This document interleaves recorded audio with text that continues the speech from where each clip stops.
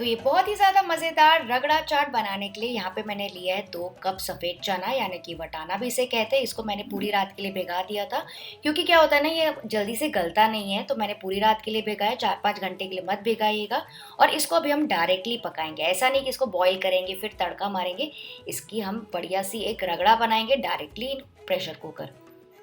तो यहाँ पे मैंने लिया है प्रेशर कुकर बड़ा सा, उसमें हम डालेंगे 2 टीस्पून तेल। जैसे ही तेल गर्म हो जाएगा मैं इसमें डालूंगी 1 टीस्पून जीरा, थोड़ी सी फ्लेवर के लिए हींग और साथ ही मैं डाल रही हूँ 2 टीस्पून अदरक लहसुन का पेस्ट। इन सारी चीज़ों को फ्राई करेंगे 30 से 40 सेकेंड के लिए। उसके बाद गैस का फ्लेम हम लो कर देंगे क्योंकि अब हम उसमें डालने वाले मसाले।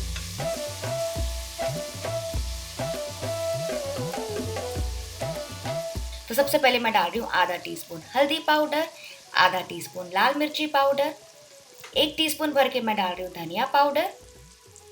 मिक्स करेंगे थोड़ा मसालों को ताकि तेल में अच्छा सा फ्लेवर छोड़ दे वो। और ध्यान रखिएगा मसाले जलने नहीं चाहिए, इसके लिए मैं तुरंत ही इसमें डाल दूंगी करीबन आधा कप पानी। तो ये देखिए मसाले एकदम अच्छे से बॉईल हो रहे हैं पानी और तेल के साथ, तो उनका फ्लेवर और भी डबल हो जाता है। तो इसमें अच्छा सा बॉईल आ गया है। तो इस वक्त हम इसमें डाल देंगे हमारे सोक किए हुए चना यानी कि वटाना, जो भी आप कहते हैं, कुछ लोग सफ़ेद मटर कहते हैं, कुछ लोग वटाना कहते हैं। तो इसको हम डाल देंगे और इसमें हम डाल देंगे काफ़ी सारा पानी। तो यहाँ पे मैंने लिए थे 2 कप चना, तो टोटल मैं यूज़ करी हूँ करीबन 5 कप पानी। 5 से 6 कप पानी आप इसमें डाल सकते हैं क्योंकि हम इसको बाद में वैसे ही बॉईल करके गाढ़ा करने वाले हैं। साथ ही मैं इसमें डाल दूंगी नमक करीबन 1 टीस्पून।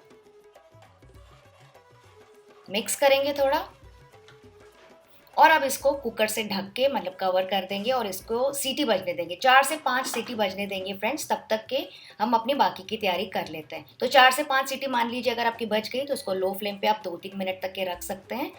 तो नेक्स्ट यहाँ पे मैंने एक बड़े से परात में लिया है 6 से 8 बॉईल किए हुए आलू। इसको थोड़ा सा मैश कर लेंगे, आप चाहें तो इसको ग्रेट भी कर सकते हैं।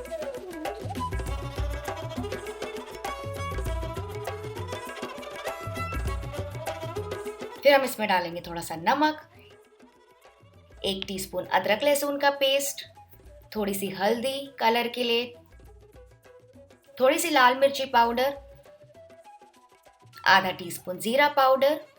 बहुत ज़्यादा मसाले फ्रेंड्स इसमें नहीं डलते, बहुत ही बेसिक स्पाइसेस डलते हैं, लेकिन ये बहुत ही टेस्टी मज़ेदार टिक्की बनती है, बिल्कुल मार्केट स्टाइल। वैसे तो मार्केट में नॉर्मली सिर्फ नमक और हल्दी डाला जाता है, मैंने पूछा था एक बार एक बेल वाले से, पर यहाँ पे मैं थोड़ी सी बेसिक स्पाइसेस डाल रही हूँ ताकि थोड़ी सी अच्छी और मज़ेदार बने हमारी टिक्की। नेक्स्ट मैं यहाँ पे देखिए मैं क्या डाल रही हूँ। यहाँ पे मैंने आधा कप पोहा लिया था, वो जो जाड़ा वाला पोहा आता है ना जिसका हम पोहा बनाते हैं, उसको मैंने बस सिंपली पानी में ऐसे सोक करके रख दिया आधे घंटे के लिए। गर्म पानी नहीं, नॉर्मल पानी। तो ये अच्छे से इसे भीग के फूल गए हैं। इसको अभी हम ऐड कर देंगे इस आलू के साथ। इसकी वजह से बहुत ही मज़ेदार फ्लेवर आ जाएगा, बाइंडिंग आ जाएगी और पोहा की वजह से जो कटलेट है ना वो और भी ज़्यादा क्रिस्पी बनेंगे। फिर हम इसमें डालेंगे फ्रेश धनिया और इन सारी चीज़ों को मिक्स करेंगे।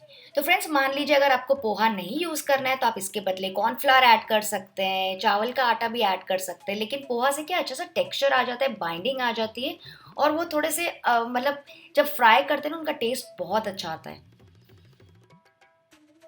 तो बस इस मसाले को मिक्स करते जाएंगे, कुछ है नहीं, बहुत बेसिक स्पाइसेस है। और फिर थोड़ा सा पोषण लेंगे अपने हाथों में और एक राउंड टिक्की बना देंगे, छोटी बड़ी जैसे टिक्की आपको पसंद है।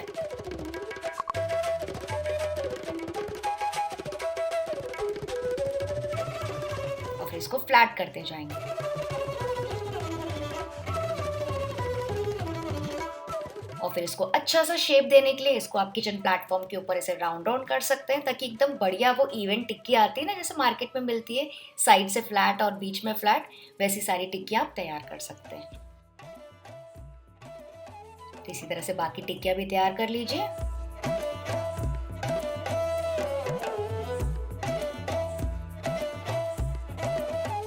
तो बस मेरी सारी टिक्कियाँ रेडी हो गई है, इनको प्लेट अप कर देंगे। तो फ्रेंड्स ये बहुत ही बेसिक टिक्कियाँ है लेकिन तो भी इनका टेस्ट भरपूर आता है। आप चाहें तो इसको ग्रीन चटनी के साथ भी इंजॉय कर सकते हैं और आप इसको ऐसे ही फ्रिज में रख सकते हैं एयरटाइट कंटेनर में, 2 से 3 दिन तक की अच्छी रहती हैं। तो चलिए टिक्कियों को रेस्ट करने के लिए रख देते हैं बस 5-10 मिनट के लिए, जब तक हम अपना रगड़ा भी चेक कर लेते हैं। तो कुकर खोल के चेक करते हैं। ये देखिए रगड़ा हमारा एकदम अच्छे से बॉईल हो गया है।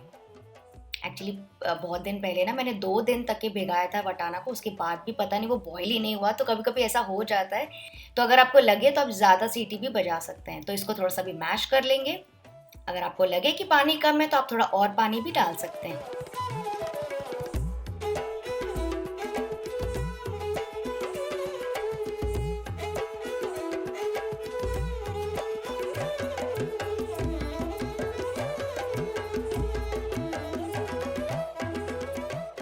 तो इसको आप चाहें तो पाव भाजी मैशर से मैश कर सकते हैं, या फिर मेरे पास ये मंदिड़ा है, इससे मैं थोड़ा-सा ऐसे रगड़ रही हूँ।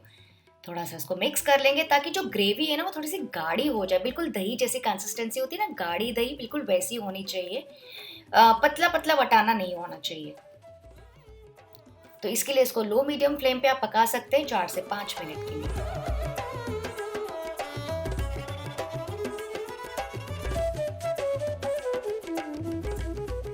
ये देखिए अच्छा सा बॉईल आ गया है, थोड़ी-सी गाढ़ा होना स्टार्ट हो गया है, तो इस वक़्त मैं इसमें डाल रही हूँ 1 टीस्पून भर के गरम मसाला, बहुत बढ़िया फ्लेवर आता है इसका। थोड़ी-सी फ्रेश धनिया और लेमन जूस, वॉव! मेरा फेवरेट।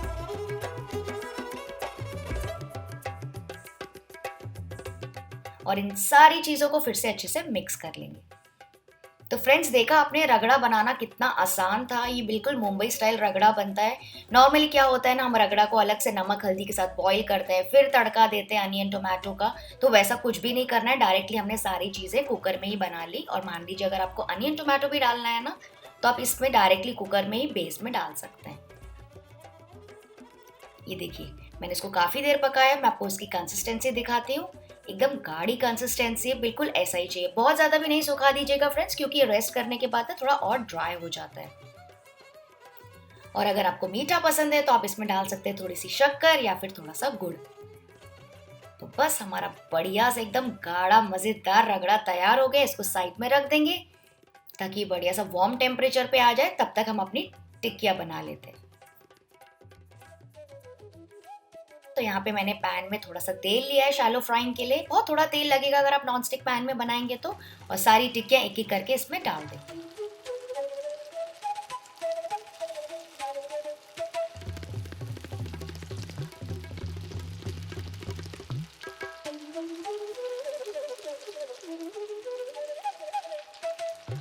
और इनको फ्राई होने देंगे अच्छे से, एक तरफ मीडियम हाई फ्लेम पे करीबन 2 से 3 मिनट के लिए, या फिर जब तक ये बढ़िया से गोल्डन ब्राउन और करारी ना हो जाए।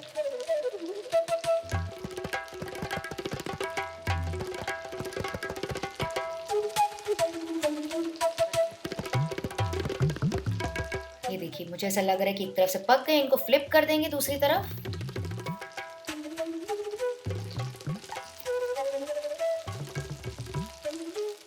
और इस तरफ से भी बढ़िया से फ्राई होने देंगे जब तक बढ़िया सा कलर ना आ जाए, थोड़ी-सी करारी ना हो जाए। तो फ्रेंड्स इसको पकने में ज़्यादा समय नहीं लगता है, आप चाहें तो तवे में भी बिल्कुल थोड़ा-सा तेल डाल सकते हैं और इन टिक्कियों को फ्राई कर सकते हैं। और फ्रेंड्स जैसे-जैसे आपकी टिक्कियाँ बनती जाएँगी ना, आप तवे के साइड में रख सकते हैं। जैसे कि नॉर्मली आपने मार्केट में या फिर कहीं पाव भाजी के स्टॉल में देखा होगा, तो उन टिक्कियों को करारा करने के लिए आप उसको साइड में भी प्लेस कर सकते हैं।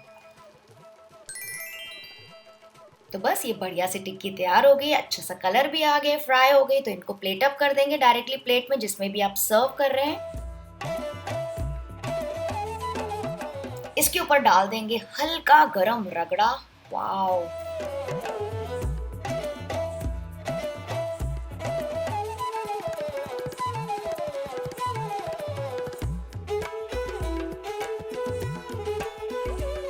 फिर मैं डाल रही हूँ इसमें हल्की मीठी दही, वैसे दही डालना ऑप्शनल है, पर अगर आपको पसंद है तो आप डाल सकते हैं।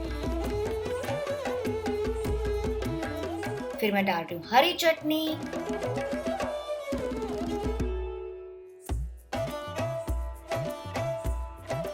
इमली की चटनी,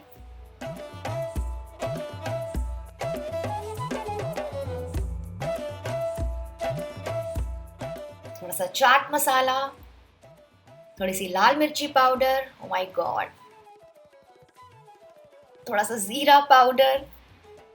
और अगर आपके पास सेव पूरियाँ है ना, तो उसको क्रश करके भी डाल दीजिए, बहुत बढ़िया फ्लेवर और टेक्सचर आता है। फिर मैं डाल रही हूँ थोड़े से प्याज, थोड़े से टमाटर, थोड़ी सी मेरी फेवरेट हरी मिर्ची, थोड़ा सा धनिया, फिर मैं डाल रही हूँ थोड़ा सा नायलॉन सेव, अगर आपके पास है तो, या फिर आप भुजिया भी डाल सकते हैं। और इसको बढ़िया सा कलर, क्रंच और मिठास देने के लिए मैं डाल रही हूँ थोड़े से अनारदाने। तो देखा फ्रेंड्स आपने, कितनी बढ़िया चाट बन गई देखते देखते, और लग रही है ना बहुत ही मज़ेदार फ्रेंड्स। तो अगर आपको मेरी रेसिपी रियली अच्छी लगती है ना, तो प्लीज़ लाइक कर दीजिएगा, मुझे बहुत अच्छा लगेगा। और मेरे पास काफ़ी सारा सामान है, तो मैं यहाँ पे इंडिविजुअल सर्विंग के लिए दोने में भी आपको सर्व करके दिखाती हूँ।